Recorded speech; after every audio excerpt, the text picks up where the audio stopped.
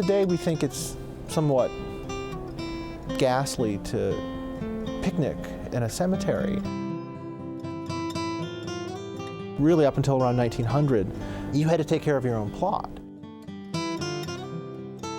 Once a week, once every other week, you'd go out there and trim the grass, trim the flowers. You were going there regularly. I mean, it was a highly trafficked place. It wasn't something that you made your once-a-year visit. I live 3 blocks away from Hollywood Cemetery, and it's this constant stream of people coming and going, funerals all the time. There are people going in to visit and walking and running and walking their dogs and taking their kids, and tourists coming to visit. You know, rural cemeteries were not designed to be just warehouses for the dead. I mean, they were places for the living. Well, dead people don't need paths. Dead people don't need pretty views, you know. But these are places for the families, and there are places to walk and to visit and to go out and get under the trees and, you know, get some shade, see the river, you know, have picnics.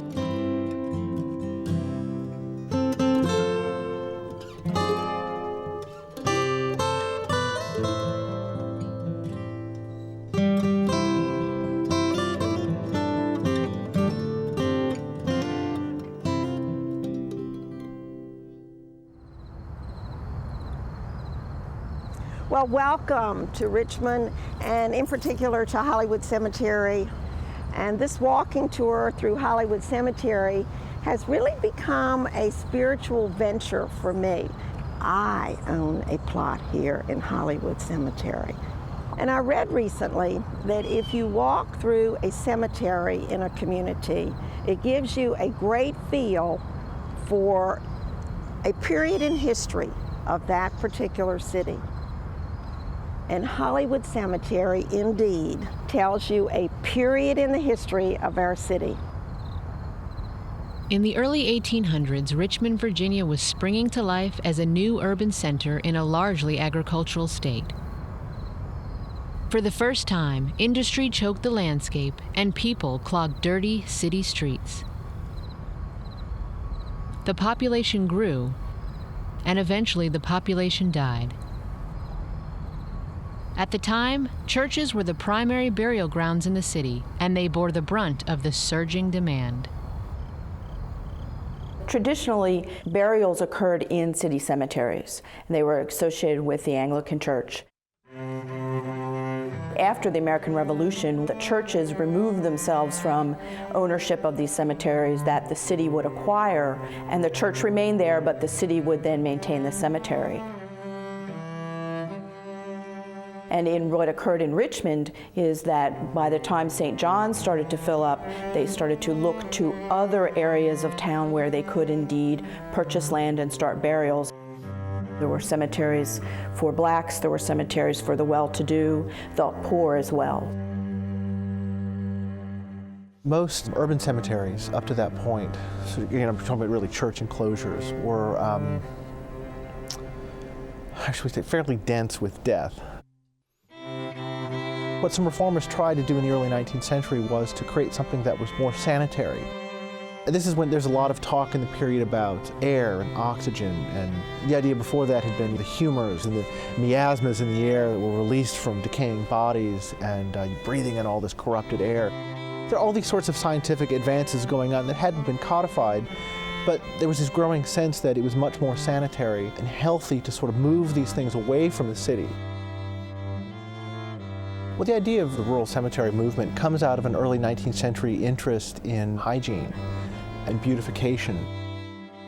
Remember, this is the exact same time when you have Emerson and Thoreau, you know, extolling the virtues of nature. And so there was this growing sense that you were really accomplishing two things, that you were not just solving the problem of burials, but also creating a green space. There's a park. There's really not a strong tradition of urban parks before this. This is really where the park tradition comes from. In 1847, 2 businessmen and philanthropic collaborators from Richmond, Virginia, were each visiting Boston, Massachusetts. By chance, their paths crossed. The two men conversed and soon got the notion to visit nearby Cambridge. They wanted to experience Mount Auburn, the first rural or garden cemetery in the United States, which itself was fashioned after the original rural cemetery, Père Lachaise, in Paris, France. They strolled among ornate monuments resting within a setting of trees, shrubs, and ponds, natural elements that enliven what would normally be a somber backdrop. The two men recognized that they were looking at a way to help alleviate the problems back home. William Henry Haxall and Joshua Jefferson Fry introduced the rural or garden cemetery concept to Richmond. The two of them who, when they returned to Richmond, met with some of the other business leaders in the area and had a discussion about, could we indeed create a second Mount Auburn in Richmond and really model it along that concept. They had a wonderful opportunity looking at Harvey Woods. Harvey's Woods was about a quarter of a mile outside of the boundaries of the city of Richmond, and at this point in the early 19th century was used for recreational purposes and hunting by Richmonders. To the south of it is the James River and the canal. From a bluff you can then look and see downtown to the city of Richmond, and it makes it accessible but somewhat removed from where most of the residents are indeed living. Haxall and Fry secured the land, assembled a board of directors, and formed the privately owned cemetery company. They hired a local architect to design the landscape, but his proposal proved too elaborate and costly. Thomas Ellis, the cemetery's founding president, discovered that a talented northern architect had received a landscape commission not far from Richmond. Ellis approached him about laying out the cemetery.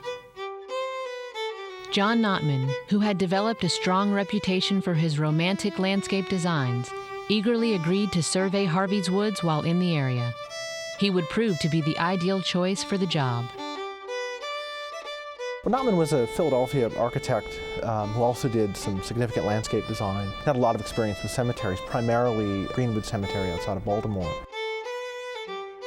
And was asked to produce some plans, which he did, I believe, within 2 or 3 weeks. Very quickly done. And in fact, his original plans do not survive. There were a couple engraved versions that we think are more or less what Notman was after, but we do know that he made a point of working with the natural topography, designing paths that followed existing contours, that it was supposed to be very much of its place, try to take advantage of the natural landscape, use the trees that are there. Very different.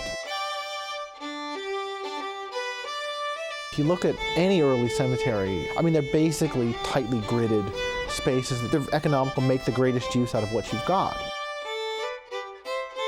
When you go to a place like Shockoe Hill, which is basically a rectilinear grid, you can walk up and you can walk back, and you can walk up and turn right, you can walk and turn left. It's a fairly limited experience. One of the interesting things about the layout of Hollywood is essentially you have short vistas terminated by hills and other trees, so you're actually experiencing hundreds of small spaces, rather than going into a gridded cemetery like Shockoe Hill, where really in one view you can kind of take in the whole cemetery. At Hollywood, you have to move through it in order to experience it. In fact, there's no point where you can get over the cemetery and look down and see it. I think that's one of the geniuses of Notman's plan. Really what he was trying to do was just adapt the site. He didn't make the river, he didn't make the canal, and he didn't make the trees, but sort of found a way to stitch them all together. Gentlemen, in arranging the plan of the cemetery, I have adopted the position of the entrance, as suggested, on the northeast corner as most convenient to the city. It is also the most desirable point to get the first glance at the beautiful variety of hill and valley, which distinguishes Hollywood above any cemetery I have seen. There was also a site that was full of lots of trees. It was a wooded site to begin with. Actually, the first name proposed for Hollywood was Mount Vernon Cemetery. The name Hollywood comes because it was full of native holly. One of the great things about hollies is they're an evergreen. So in all seasons, you would be full of greenery, full of dense trees, and it was Notman that apparently gave the name Hollywood. Once Notman established his plan, we believe that was more or less sort of the controlling vision. I mean, there have been some changes to it, certainly, but more or less that was what was built. Although Notman's design was welcomed by Ellis and the company, the public reaction was divided. Initially, the press was among those in favor.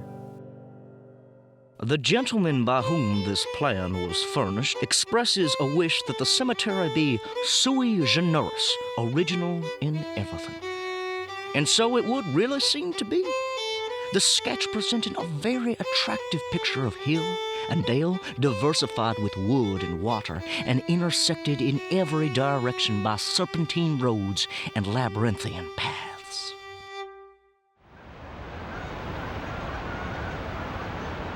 But the voices of opposition soon intensified. Residents complained that the cemetery was too close to the city and that it would ruin westward expansion by using up prime riverfront real estate. In addition, Peter Mayo, the brother of a city councilman, owned adjacent land and claimed that his access would be cut off.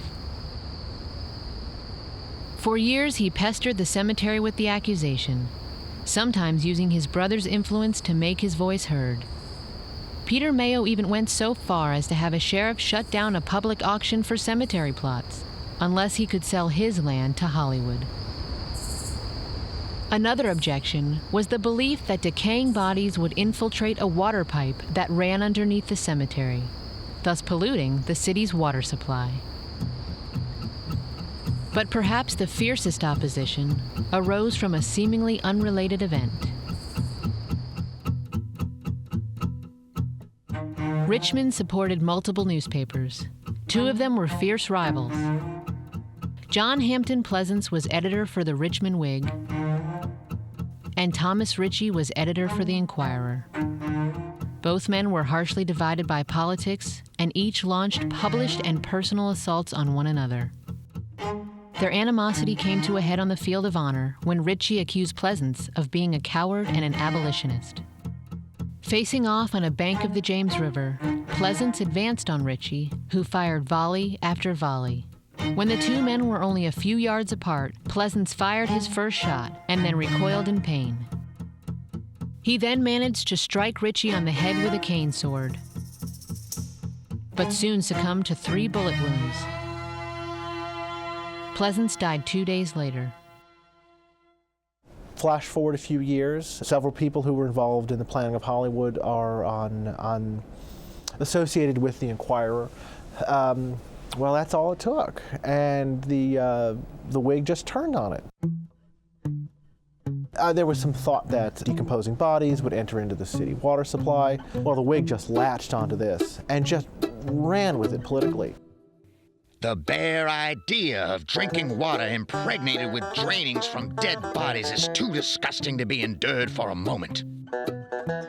I would again call upon the people to protect the prosperity of their city from an injury of such magnitude by at least withholding all aid from this pernicious design. Volatile gases are very subtle and penetrating, and that if they come above ground, as they must, they will be breathed by those who live round about.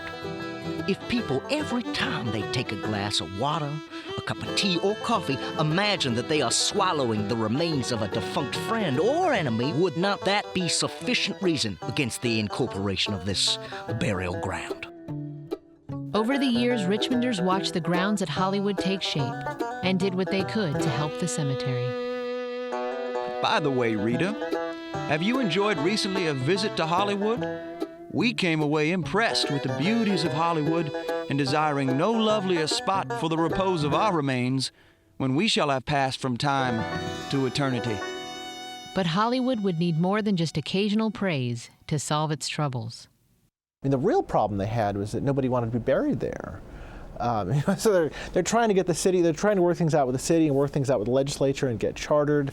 The legislature was chartering other cemeteries, they just weren't chartering Hollywood. And they were only seeking a charter to prove, they didn't need a charter, but they were going after a charter to prove to people that this was not some sort of private venture to make money. And they just had a terrible time raising money early on. They came up with the idea that if you want to have a successful cemetery, you've got to bury some famous people. James Monroe was our nation's 5th president and the 4th president from Virginia. He was part of an almost lifetime friendship between himself, Thomas Jefferson, and James Madison. Monroe had a life and a career, really, of public service, which ended up taking a great toll on him financially. By the time he left the presidency in 1825, he had estimated his total debt brought on by public service to be at about $75,000. Monroe retired from the White House to his own White House, Oak Hill, and so Monroe's last years were spent at Oak Hill trying to resolve his financial difficulties, writing his memoirs.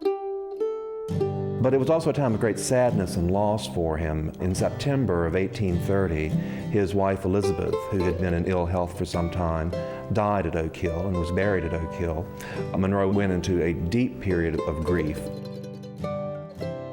Monroe closed Oak Hill. He left Virginia for New York.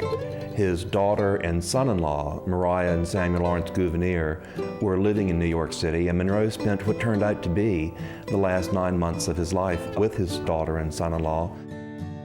Because of the location of his death, Monroe's body was interred in New York City. And in 1858, over 20 years after his death, a movement began in Virginia to bring the remains of the native sons to a central place. There was at one point a movement to bring George Washington's remains from Mount Vernon to the state capitol to be entombed at the seat of government.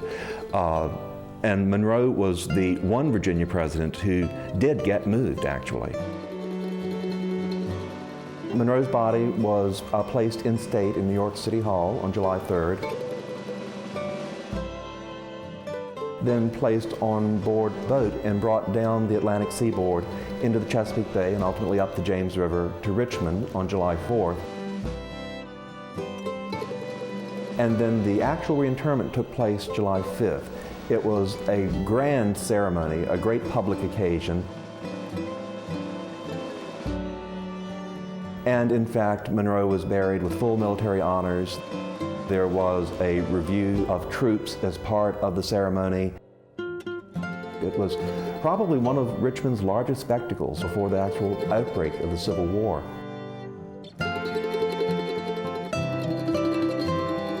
Governor Henry Alexander Wise was one of the visionaries behind bringing Monroe's body back to Virginia. Governor Wise also led the way for the architect Albert Leibrock to do measured drawings of the Capitol building in the hope of renovating the Capitol. It's probably because of the existing association with the Wise administration that Leibrock was chosen to design and fabricate a tomb that would be the encasing of Monroe's body at Hollywood Cemetery. Leibrock designed this incredible confection of cast iron. It is a great piece of Gothic confection with the ogee arched dome and spires. It is a wonderful expression of the exuberance and the airiness that the Gothic revival can have, but Richmonders didn't universally share that opinion when it was first made public, and in fact, quite a few people referred to it as the birdcage. Having the remains of one of the founding father presidents, not only in Hollywood Cemetery, but on essentially one of the highest promontories of Hollywood Cemetery, and to be adorned in such a way, I think all of that in some way played into enhancing both the legitimacy and the attractiveness of Hollywood Cemetery. Once Monroe's body was placed in Hollywood, all opposition withered and died. The cemetery had overcome many hurdles and was now free to pursue the original intentions of its design. But Richmonders would soon find that a casual stroll through Hollywood Cemetery was much less important to their daily routine compared to a great looming crisis that eventually would demand their lives.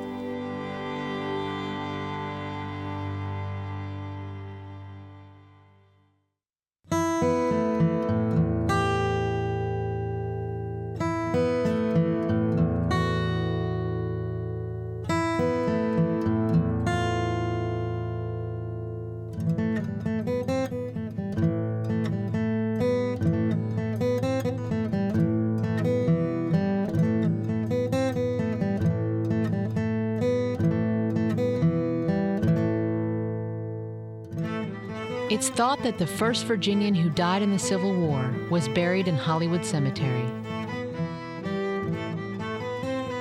He was a young man, not even 20 when he was cut down on the battlefield. His body was ceremonially escorted across the countryside and placed in Hollywood during a solemn but reverent occasion.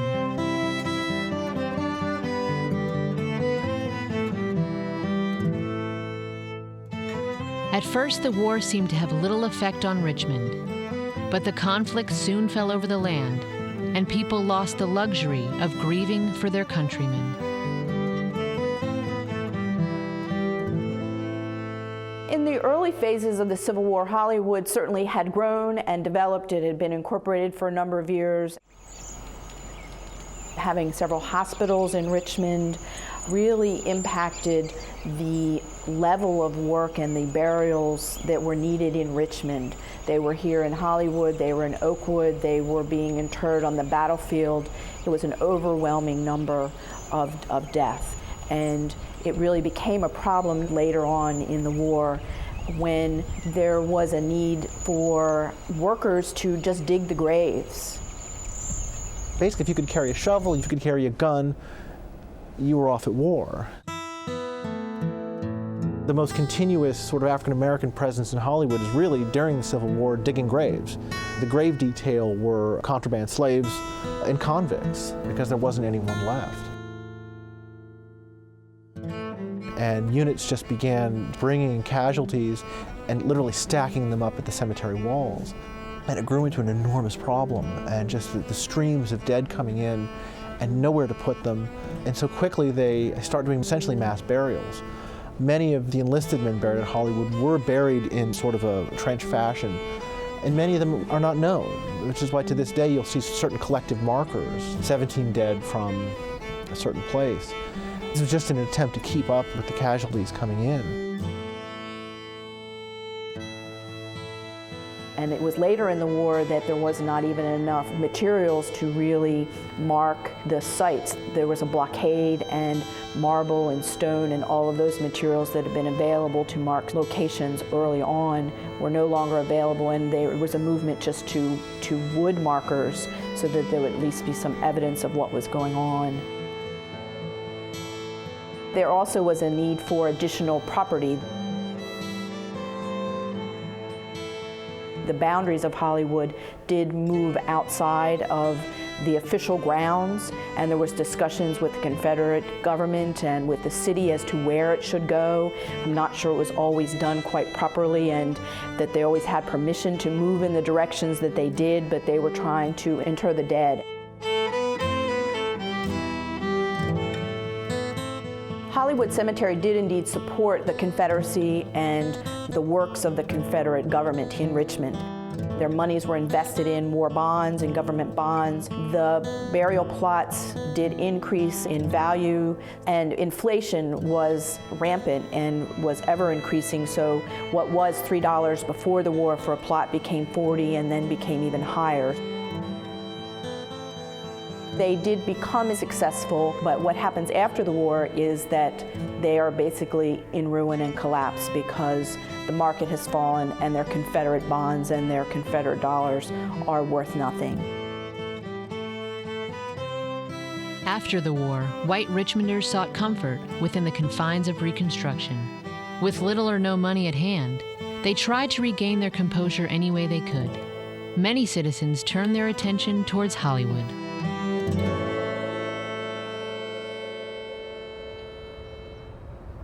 Following the war, there was a Hollywood Memorial Association that took on refurbishment, the burial, and the honoring of those soldiers that indeed lost their lives.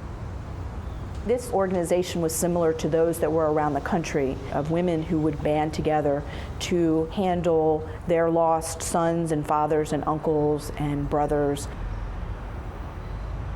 They raised money through bazaars, through benefits, trying to make sure all the individual graves were marked. And they then took on larger issues of honoring with memorial events and eventually with the commission of the pyramid.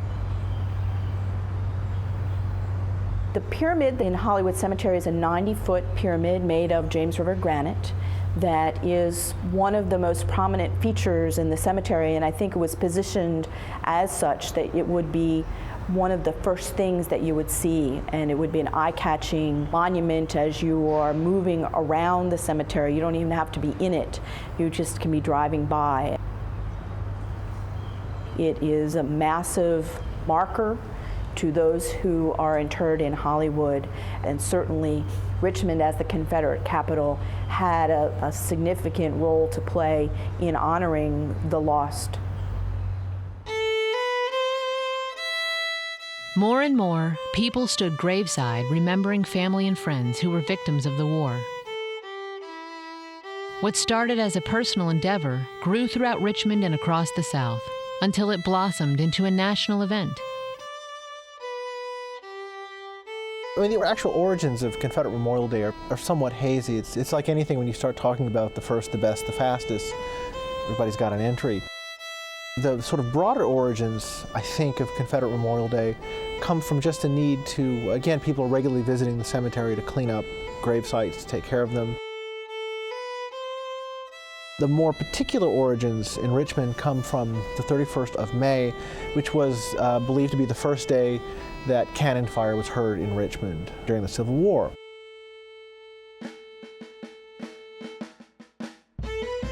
And they were huge days. It was not uncommon to have 10,000 people come on a Memorial Day to come and do a mass sort of cleanup and decoration and picnicking. I mean, the city turned out for these things. I mean, they were enormous events. Now, there are other cities in the South that claim they had the first Memorial Day. I mean, lots of people make this claim, and there are different reasons. Sometimes it was the first engagement, but basically all of these dates cluster around the end of May. What's interesting is Memorial Day as we know it now is a federal holiday. And in many ways you can read that as an attempt to sort of codify sort of informal thing and to sort of pull this together and assign a general date to it. It's not that different from President's Day, sort of taking Lincoln and Washington, picking an arbitrary date in the middle and assigning it there. But it's really an outgrowth of a longer tradition of tending the graves in the spring. And this is when you start to see the Hollywood that we know today, coming into place. New curbing, you see some larger mausoleums being built. And then moving into the early 20th century, you actually see the creation of large numbers of water features in the cemetery. A lot of the lower vales being flooded to create ponds.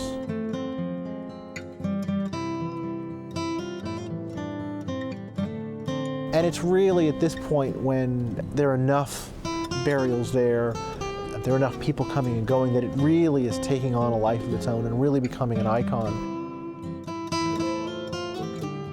And really starts for the first time to really become a tourist destination.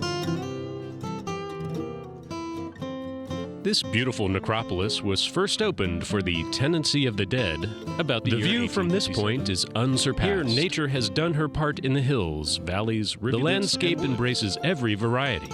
Forest and placid stream, hills crowned with and art has embellished, without rendering formal, the beauties of nature. And almost at your feet, the graceful curve of a broad canal. Hollywood Cemetery also promotes itself as a business, and you are indeed interested in bringing people to your location. Cameras were not quite as popular, the Polaroids weren't around, so that you could remember where you've been, tell your family where you've been, and you can spread the word. The concept of postcards happened in Richmond, it happened across the country. And so there's a number that were developed for Hollywood Cemetery featuring the Confederate memorial areas, the rural or garden areas, as well as views from the river. If you were going to go to Richmond, that was certainly one of the places you were going to stop and see. That was a highlight of your trip.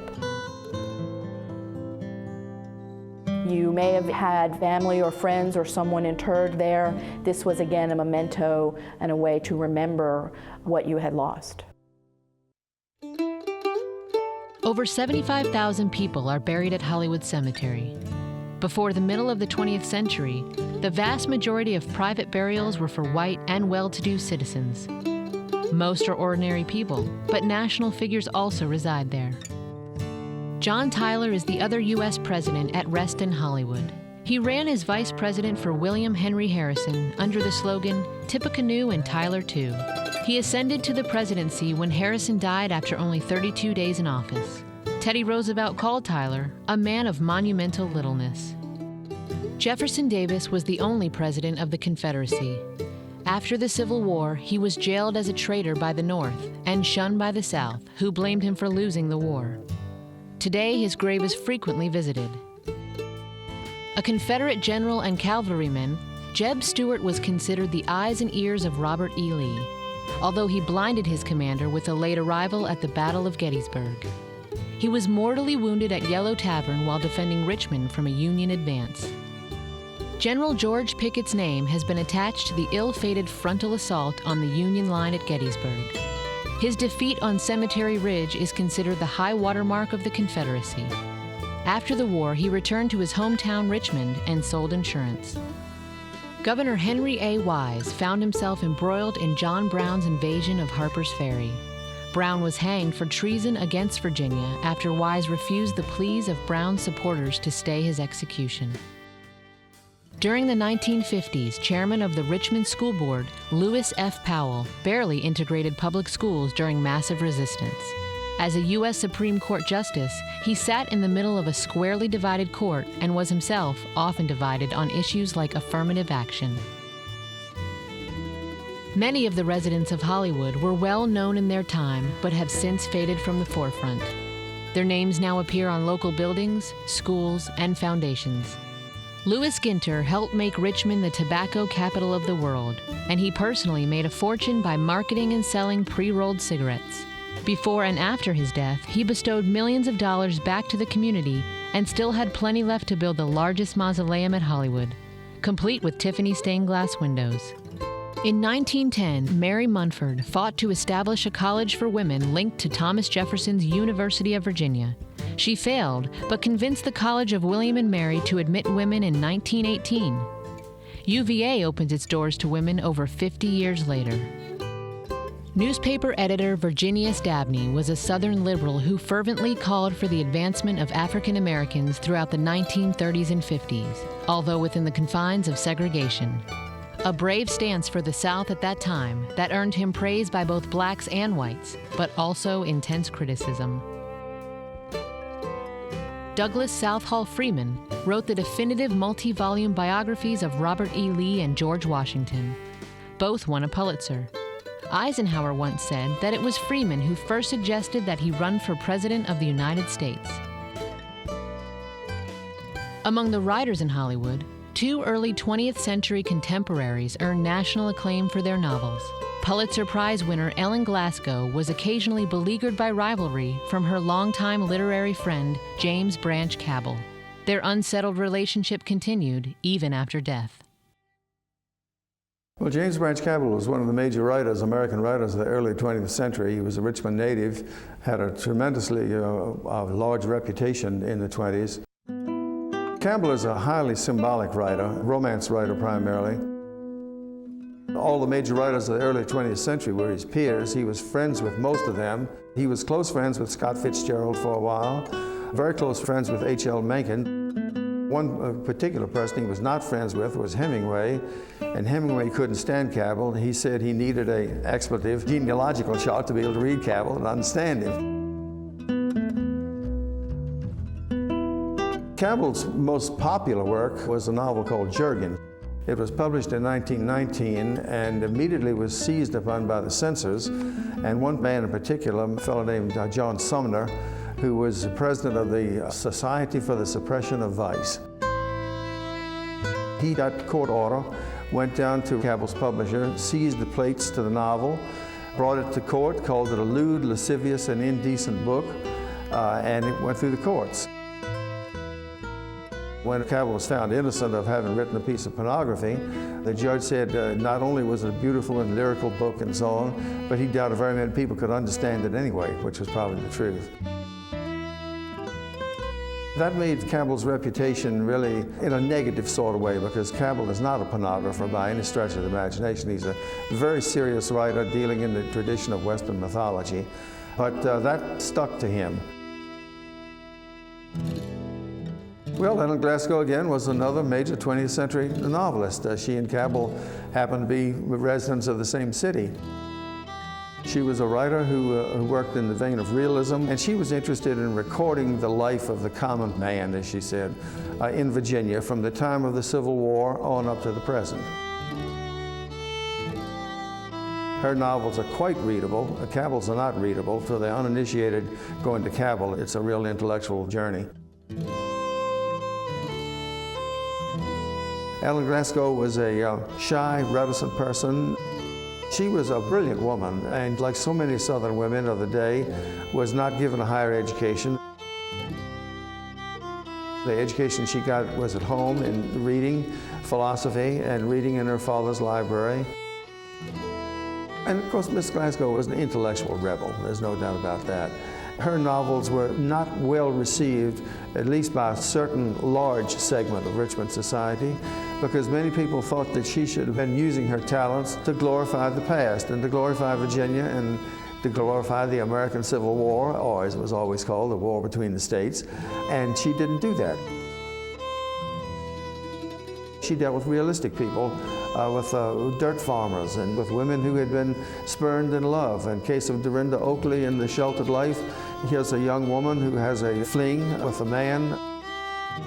She's not married, of course. She gets pregnant.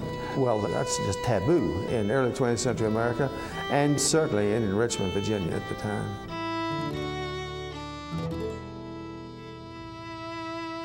When Richmond became sort of in a sense, a literary center with Cabell and Glasgow here, H.L. Mencken came down and visited, Sinclair Lewis came down to Virginia, Gertrude Stein came to Richmond, and occasionally Cabell and Glasgow would get together for literary dinners, and they traded literary information.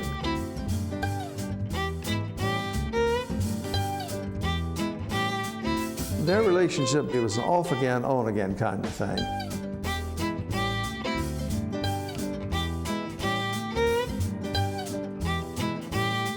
Cabell reviewed one of Ellen Glasgow's books and had what she considered to be some, not necessarily negative, but some typical Cabell ironic innuendo about her. And she thought that he was, I suppose, in a sense, taking intellectual liberties with her in print.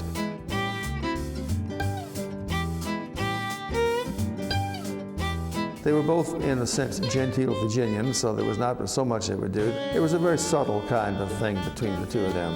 And they would have a little tiff, and they wouldn't communicate for a few months or a year or something like that. And then they'd get back in their good graces. And that's the way it went back and forth. I don't think they really totally ever reconciled their differences.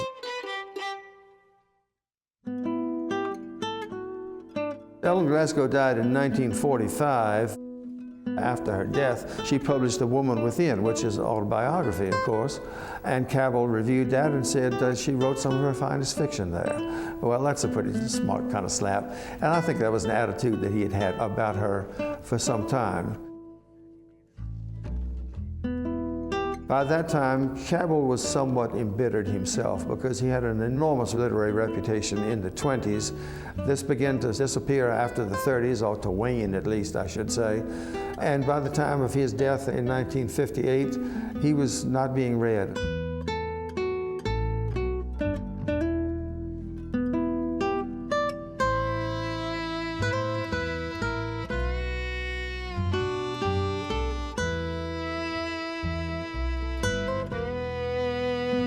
Ellen Glasgow was buried on one of the hills over in Hollywood Cemetery. And Cabell is buried down lower in the cemetery within line of vision. I've often wondered what Miss Glasgow would have thought of that for posterity, with her being on the top of the hill looking down on James Branch Cabell, as it would be for all eternity. It probably would have irked the hell out of him if he'd have known.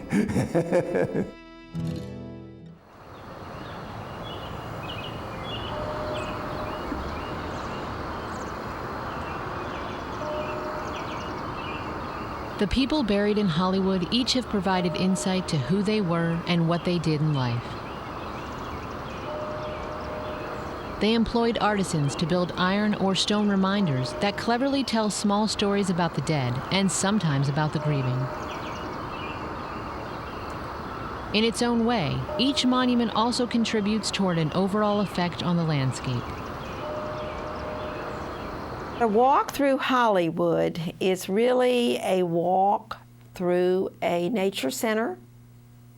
It is a walk through an art museum. You'll find many, many very sentimental things here, but see, these markers were put up at a time of great romanticism.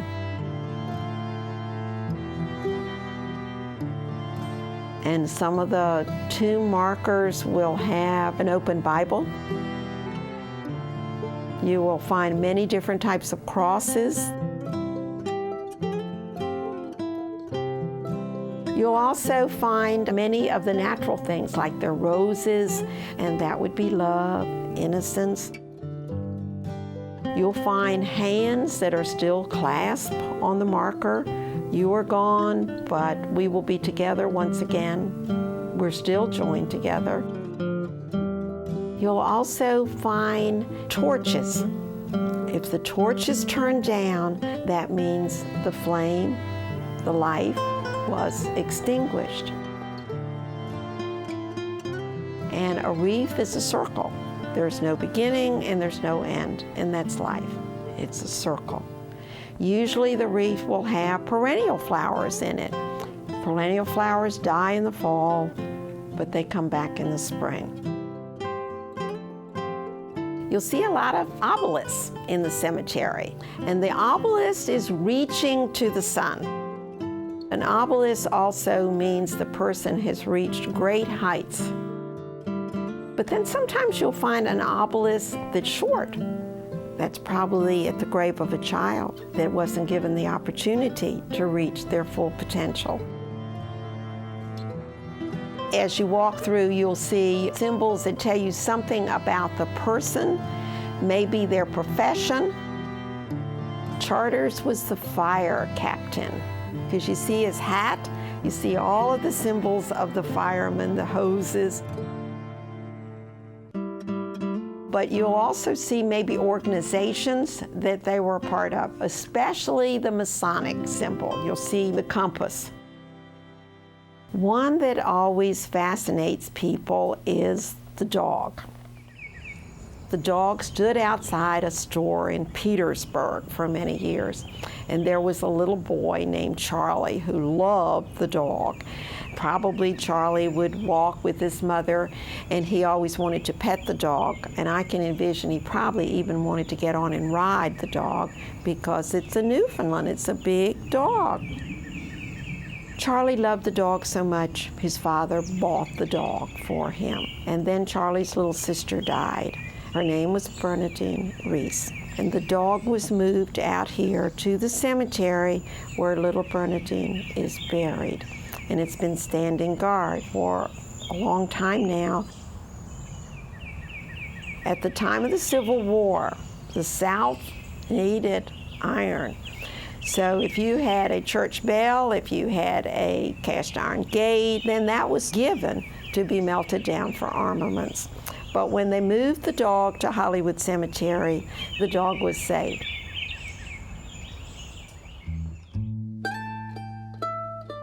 Visitors find artistic statues placed throughout the cemetery. Near the grave of James Monroe, people are often drawn to a stone figure of a kneeling woman. Her body is cloaked from head to toe, and her face is buried in her arms. She mourns the dead beneath her. This monument, titled Grief, is easily recognized as much more than a typical gravestone. It is also the only gravestone designed by Richmond sculptor Edward Valentine. Most of the folks who were having headstones carved or markers made for the cemetery would not have commissioned them from an artist like Edward Valentine, and they would have been much simpler. Valentine's work in general included a lot more of these types of figures. Edward Valentine was born in 1838 to a middle-class family here in Richmond, and Edward was the youngest of 7 children. As the youngest child, he had the luxury of exploring his interests perhaps more than his siblings, and in the late 1850s traveled to Europe to study art and spent quite a bit of time in Germany to study with a fairly well-known sculptor at the time named August Kiss. He had been there throughout all of the years of the Civil War. Ultimately, though, his father died in 1865, and that's what brought him back to Richmond. He returned to a city that had just recently suffered a long and terrible period of time, which concluded with a major fire in the city. And so conditions were very hard and would not have been an easy place for an artist to try to find work when people were certainly more concerned with where they would find food, water, shelter, and more important things.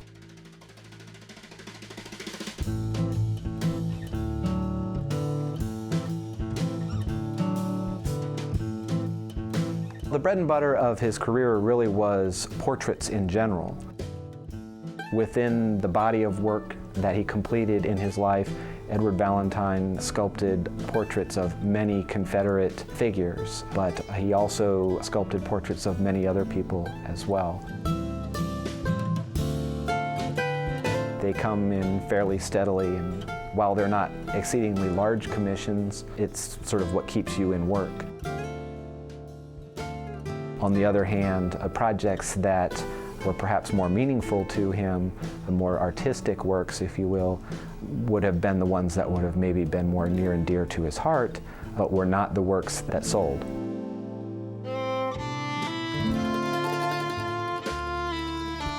He received the commission to do the recumbent Lee, the life-size figure at the chapel at Washington and Lee University. That was really, in many respects, his big break. Little references appeared in Richmond newspapers quite frequently about projects that Valentine was beginning work on or had just recently completed work on, and so the public was invited routinely to come by the studio and take a look at the work. Valentine's studio became such a popular destination. Visitors to the studio came from all over the world, and many famous names today are listed on the guest register. Oscar Wilde, Woodrow Wilson, the granddaughter of Queen Victoria. There was a steady stream of people coming to see him as he worked. Edward Valentine and his work are not terribly well known today. It's quite possible that his decision to stay here in Richmond and to work in the South may have had something to do with that.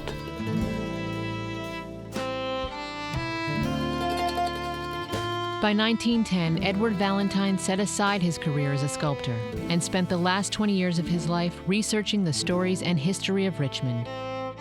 He had even become president of the Valentine Museum, which his brother started from a personal collection of historical artifacts relating to the city. Today, his name is perhaps better known locally for his work with the museum than a lifetime of work in sculpture. After his death, Edward Valentine was put to rest in the family plot at Hollywood Cemetery. There is no elaborate statue at his grave to signify his life as an artist. It is a simple site, adorned with only a small bronze plaque.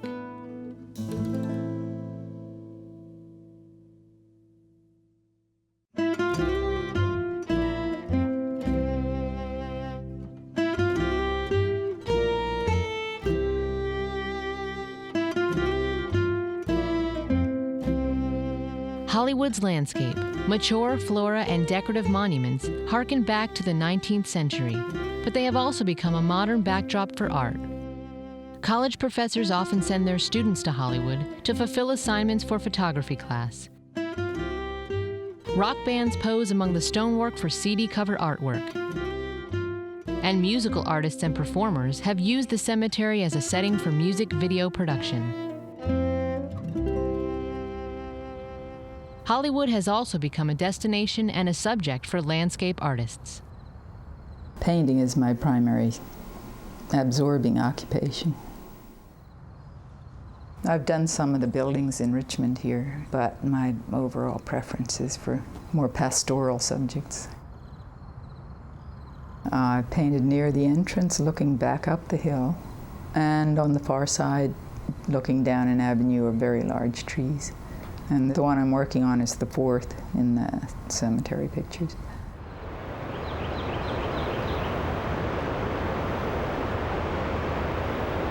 I'm going to be working over the southern bank of Hollywood, which overlooks the river, the canal, and railroad tracks. The hills make it that much more interesting. So you can get views looking down. It has such wonderful views of the river. The curving roads and beautiful curves of the railroad tracks, as well as the canal making a curve, all lined with trees and very lively. It's sort of a nature reserve or something, because you get red-tailed hawks living in Hollywood. I've seen muskrats in the canal. I've seen deer. So it's sort of like the country in the middle of the city. It's not a typical cemetery. I think more of it as a park where people happen to be buried than a cemetery, you know.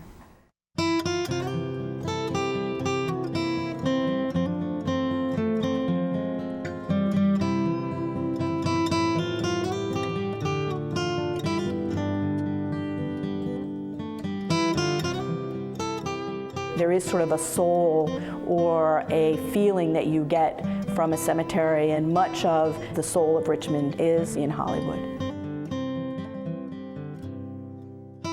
You still have that feel of that graceful landscape, of that lush landscape as you walk through. While there has certainly been change and maturity to it, and it has not retained every element, it still captures that feel and that lushness of what the original designers were trying to create. There's sort of a regular life about the place, especially as we move into spring. You know, as everything starts popping in there, it's lovely. And I think that's one of the loveliest things about Hollywood is, you know, that it is just so alive. I realize it's strange to talk about a cemetery and say it's full of life, but it is. You know, when you visit there, there's this sort of great comforting quality about the place. Yes, it's about death, but more than that, it's about the lives of the people who continue on and visit and take their friends. It is a very lively place. Hollywood Cemetery is the story of a city. It is the story of a people.